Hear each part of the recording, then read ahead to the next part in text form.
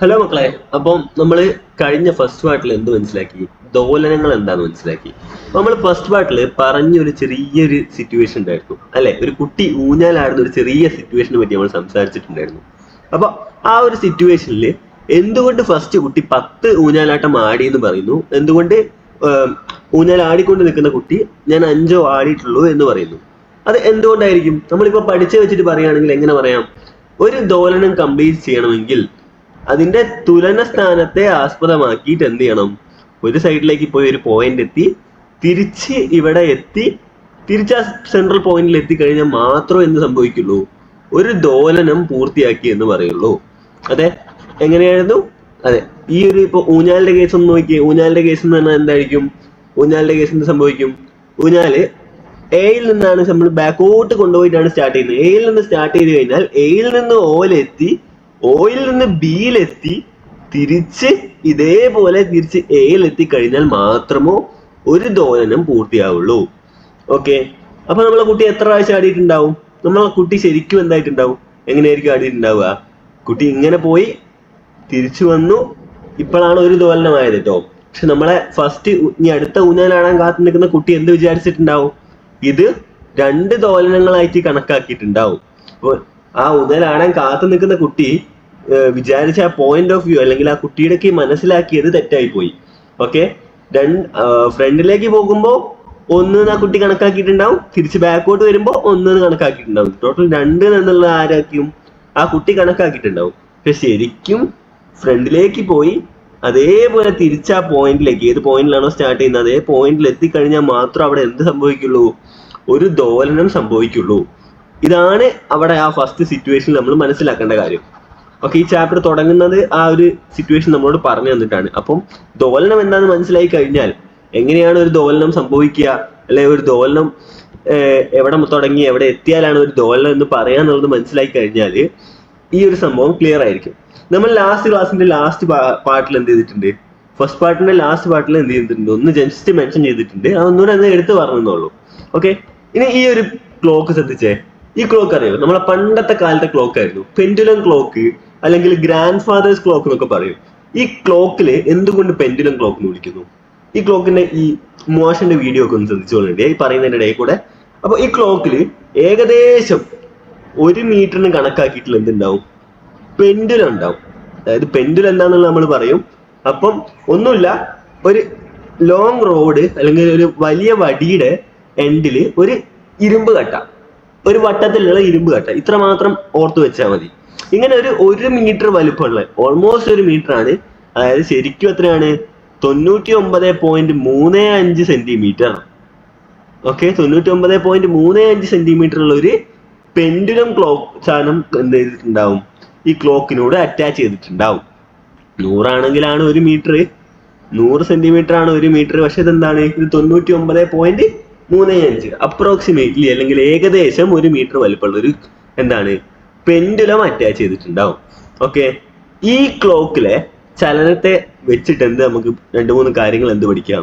ഈ ക്ലോക്കിലെ കാര്യങ്ങൾ മനസ്സിലാക്കിയിട്ട്, അല്ലെ ഈ ക്ലോക്കിന് ഒരു എക്സാമ്പിൾ ആക്കി എടുത്തിട്ട്, ഞാൻ നേരത്തെ പഠിച്ച പോലെ ഒരു സിറ്റുവേഷൻ ആക്കി എടുത്തിട്ട് എന്ത് ചെയ്യാം? അടുത്ത 2-3 കാര്യങ്ങൾ നമുക്ക് ഇതിനെ പറ്റി പറയാം. എന്തൊക്കെ പഠിക്കാം? പീരീഡ് എന്താന്ന് പഠിക്കാം, ടൈം പീരീഡ് എന്താന്ന് പഠിക്കാം, അല്ലെങ്കിൽ എന്താണ് ആവൃത്തി അഥവാ ഫ്രീക്വൻസി എന്താന്ന് പഠിക്കാം. ഓക്കെ, ഇതൊക്കെ ഇങ്ങനെ തന്നെ എക്സാമിന് ചോദിക്കട്ടോ. ആവൃത്തി എന്നാൽ എന്ത്? ഓക്കെ, പീരീഡ് എന്നാൽ എന്ത്? പീരീഡും ആവൃത്തിയും തമ്മിലുള്ള ബന്ധം എന്ത്? ഇങ്ങനെ പല പല ക്വസ്റ്റ്യൻസ് എന്ത് ചെയ്യാം? ചോദിക്കാം.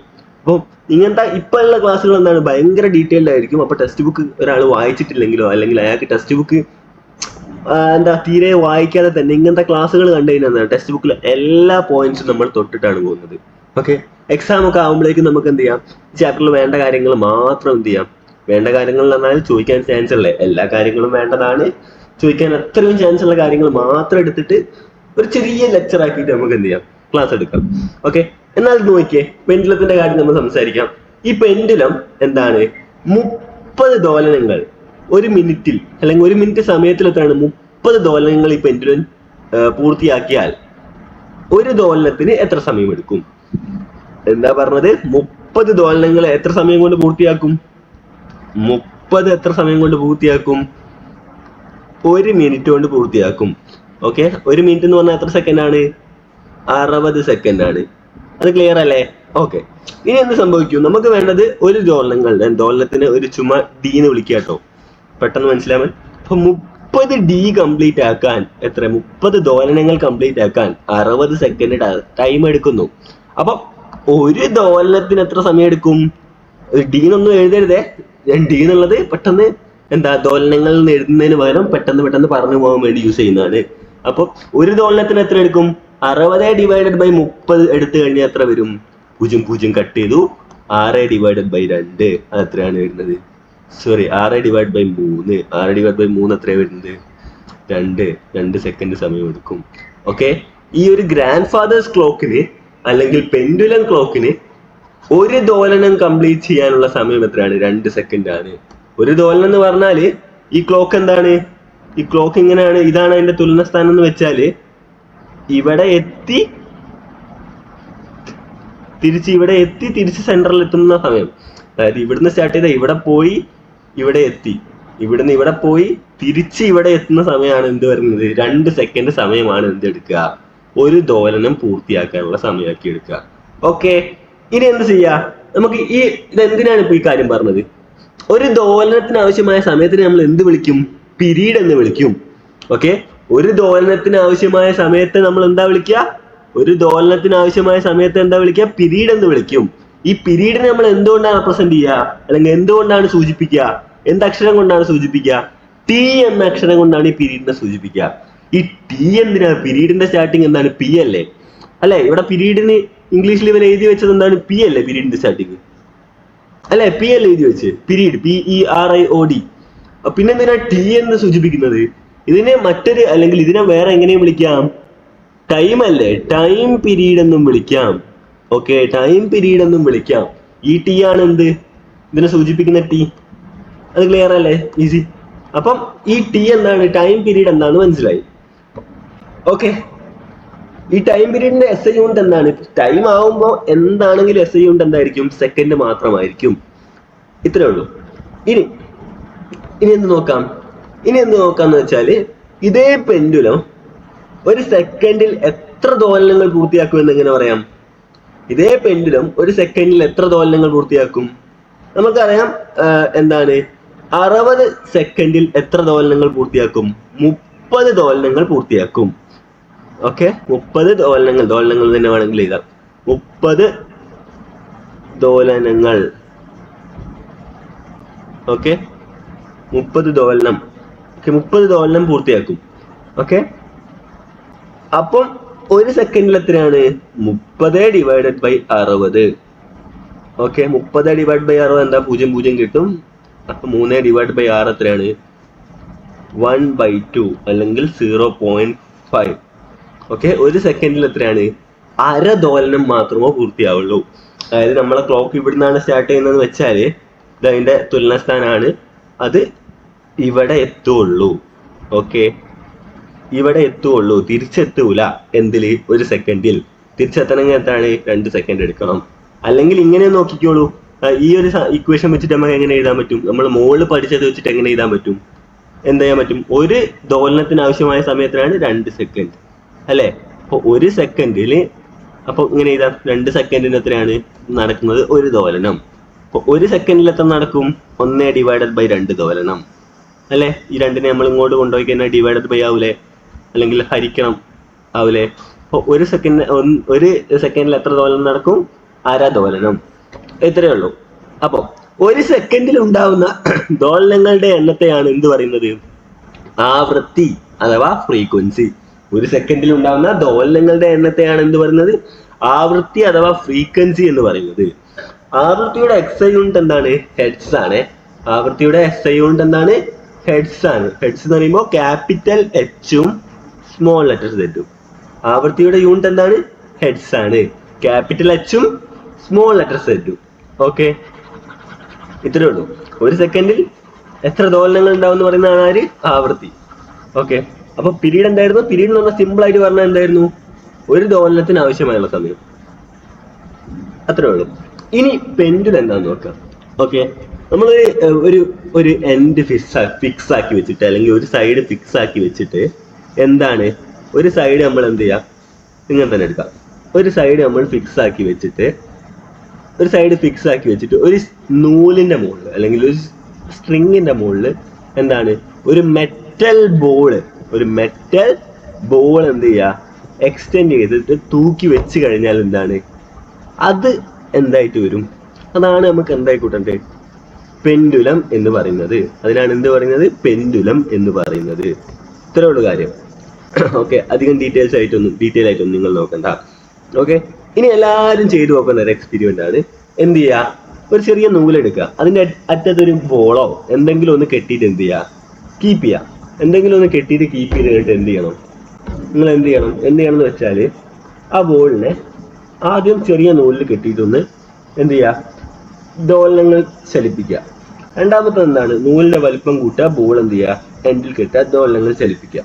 അപ്പൊ നിങ്ങൾക്ക് എന്ത് മനസ്സിലാവും, എന്ത് കാണാൻ പറ്റും, ഇത്രയും ഒരു ചെറിയ സെക്കൻഡ് കൊണ്ട് ചെയ്യുന്ന ഈ എക്സ്പെരിമെന്റിൽ എന്ത് സംഭവിക്കും, ഈ വലിയ വലുപ്പം കൂടിയ നൂലുള്ള ഇതിനെന്താണ്, പെൻഡുലത്തിന് എന്താണ്, ആവൃത്തി കുറയും.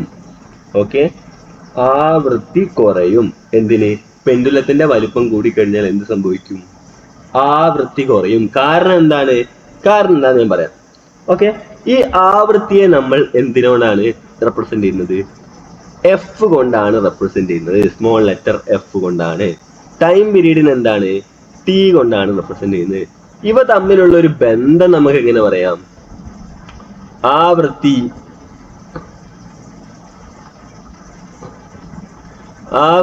എന്തിനോട് ഈക്വൽ ആയിരിക്കും, 1 ടൈം പീരീഡിനോട് ഈക്വൽ ആയിരിക്കും.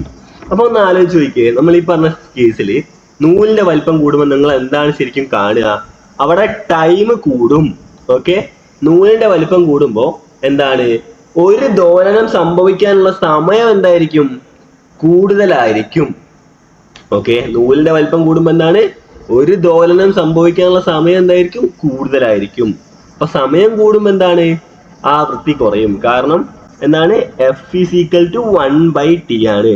എഫ് കൂടിയാൽ ടി കുറയും. അപ്പൊ ടി കൂടിയാൽ ആര് കുറയും, അപ്പൊ F is equal to 1/t അല്ലേ. ടി കൂടിയാൽ ആര് കുറയും, എഫ് കുറയും. അപ്പൊ ഈ വലിയ വലുപ്പം കൂടിയ നൂല് അല്ലെങ്കിൽ ലെങ്ത് കൂടിയ പെൻഡുലത്തിന് എന്ത് സംഭവിക്കും, ആവൃത്തി കുറയും. കാരണം ടൈം എന്തായിരിക്കും, കൂടുതലായിരിക്കും. ഓക്കെ, അപ്പൊ ചെറുതിന് എന്ത് സംഭവിക്കും, ചെറുതിന്റെ കേസിൽ എന്താണ്, ആവൃത്തി കൂടും. കാരണം എന്താണ്, ടൈം എന്തായിരിക്കും, കുറവായിരിക്കും. ഓക്കെ, ഇത്രയും എളുപ്പമുള്ളൂ. വലിയ എക്സ്പെരിമെന്റും കാര്യങ്ങളൊന്നും ചെയ്ത് നോക്കേണ്ട ആവശ്യമില്ല. നിങ്ങൾക്ക് വേണമെങ്കിൽ ഈ എക്സ്പെരിമെന്റ് ചെയ്ത് നോക്കാം, പക്ഷെ അതിന്റെ ഒന്നും ആവശ്യമില്ല. ജസ്റ്റ് വലിപ്പത്തിന്റെ കാര്യം മാത്രം ഒന്ന് എന്ത് ചെയ്യുക, ഒന്ന് മനസ്സിലാക്കി വെക്കുക. ഓക്കെ, പിന്നെ ഇനി പറയാനുള്ളത് എന്താണ്, നമ്മള് 1 കിലോ ഹെഡ്സ്, നമ്മൾ ഏതെങ്കിലും ക്വസ്റ്റ്യൻ 1 കിലോ ഹെഡ്സ് എന്ന് കണ്ടാൽ അതെന്തായിരിക്കും, കിലോ 1000, അതെ 1000 ഹെഡ്സ് ആയിരിക്കും. ഓക്കെ, അല്ലെങ്കിൽ നമുക്ക് എന്ത് ചെയ്യാം, 10⁻³ ഹെഡ്സ് എന്ന് എഴുതാം. ഓക്കെ, 1 മെഗാ ഹെഡ്സ് എന്ന് പറഞ്ഞാൽ എന്തായിരിക്കും, എത്രയായിരിക്കും, 1ഉം 6 പൂജ്യം, അതിനെങ്ങനെ എഴുതാം, 10⁻6 ഹെഡ്സ് എന്ന് എഴുതാം. ഓക്കെ, അത് ഓക്കെ ആണോ?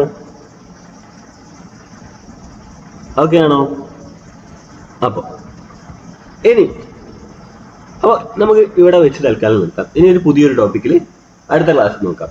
അപ്പോൾ എന്ത് ചെയ്യാം, ഈ ഫസ്റ്റ് ഭാഗം കാണാത്തവരൊക്കെ ഫസ്റ്റ് ഭാഗം കണ്ടിട്ട് പ്രോപ്പർ ആയിട്ട് ടെക്സ്റ്റ് ബുക്ക് കവർ ചെയ്ത് നമുക്ക് എന്ത് ചെയ്യാം, പോവാം. Okay, see U.